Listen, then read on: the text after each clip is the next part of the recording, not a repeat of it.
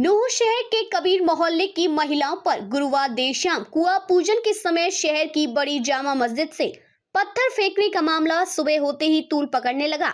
शहर के मुख्य बाजार के लोगों ने बाजार की दुकान बंद रखी तथा नई धर्मशाला के सामने दरी बिछाकर बैठ गए, जिसकी सूचना जैसे ही जिला प्रशासन को लगी तो डीएसपी वीरेंद्र सिंह, एसडीएम अश्विन कुमार नूह लोगों के बीच पहुंच गए और लोगों की बात सुनी। गुस्साए लोगों ने भी डीएसपी के सामने जमकर अपनी बर्दाश्त निकाल तथा जिन लोगों ने महिलाओं पर पथराव किया उन लोगों की गिरफ्तारी की बात भी कही। वहीं जब लोगों के सड़क पर बैठने की सूचना विधायक आफताब अहमद को लगी तो वह भी लोगों के बीच पहुंचे और मामले को शांत करने की बात कही। इसके अलावा भारतीय जनता पार्टी से पूर्व विधायक जाकिर हुसैन भी शहर के लोगों के बीच में पहुंचे और पूरे मामले को शांत करने की बात कही तथा जिन लोगों ने इस तरह की हरकत की है उन लोगों की गिरफ्तारी की बात भी कही गई।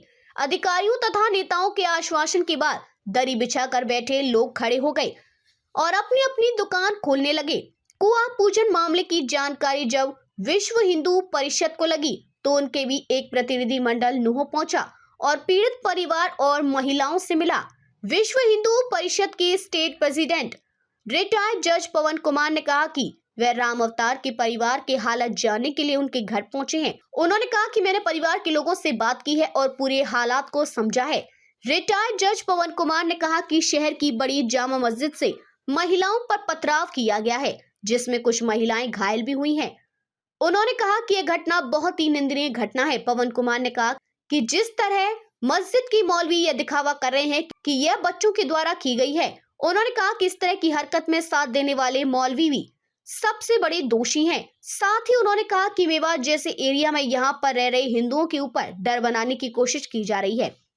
यही है जो कल इशू एक हुआ था यहाँ, उस पर हमने एफआईआर लॉन्च कर दी है। उसमें क्योंकि कोई नाम वगैरह उन्होंने दिए नहीं थे तो उस पर इन्वेस्टिगेशन कर रहे हैं। जो भी इसमें दोषी होंगे उनके खिलाफ कार्रवाई करेंगे।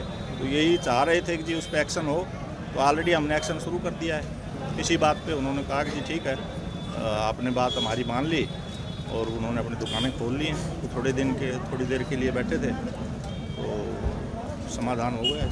क्या कुछ समय दिया गया है कुछ दिनों का?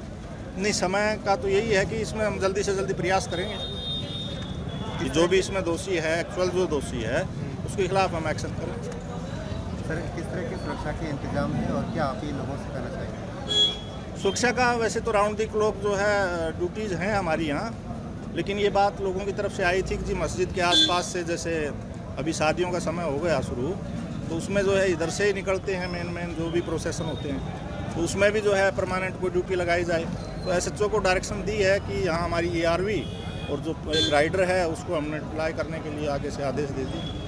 सर, जनता से क्या अपील करना चाहेंगे कि अफवाहों पर ध्यान ना दें? अपील यही है कि दोनों समुदाय जो है इसमें अपना भाईचारा जैसे पहले बनाया है उसी तरह बनाए रखें और एक दूसरे के साथ सहयोग करें। और जो लोगों ने ये दिखाया भी है, दोनों पक्षों से आश्वासन भी मिला।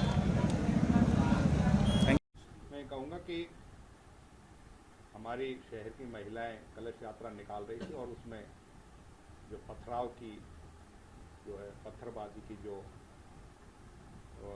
घटना सामने आई थी रात में ही जो है उस चीज़ का संज्ञान लिया गया था। प्रशासन भी उसमें हुआ था और दोनों समुदायों को और जो भी दोषी थे रात में ही इस चीज़ का था कि जो भी दोषी हैं उनके खिलाफ कार्रवाई करी जाए।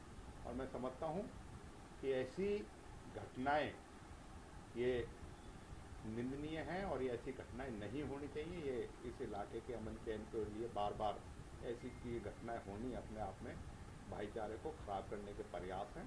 और हम ये मानते हैं कि पुलिस प्रशासन और समाज मिलके इस तरह की घटना पुनरावृत्ति ना हो, क्योंकि छोटी घटना बेशक हो लेकिन उसके जो है असरात इस एरिया में एक तरीका है डर का माहौल बनाने का कि अटैक करो और उस भावनाओं को ठेस पहुंचाओ और बच्चों को आगे कर दो, जैसा अभी भी किया है कि ये पथराव बच्चों ने किया है।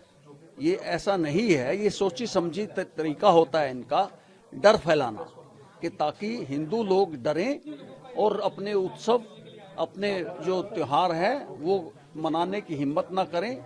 और जो यहाँ का माहौल बना हुआ है शुरू से ही कि डराओ और ताकि हिंदू अधिक से अधिक डर के मारे पलायन करें। ये सोची समझी एक षड्यंत्र है।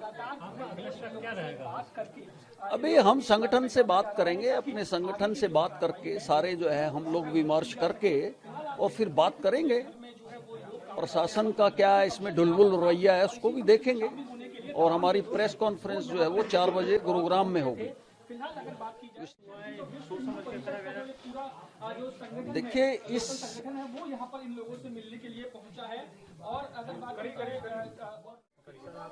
एक परिवार से मिलना है, क्या था पूरा मामला?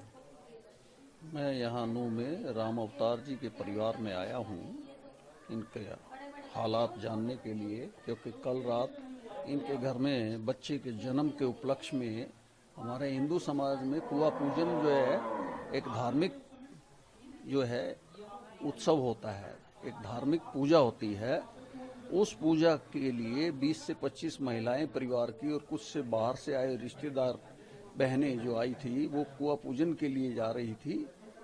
और जब वो कुआ पूजन करके वापस आ रही थी तो वो जो मस्जिद है वहाँ से कुछ शरारती तत्वों ने इन पर पथराव, जूते चप्पल पाइप करके घायल किया।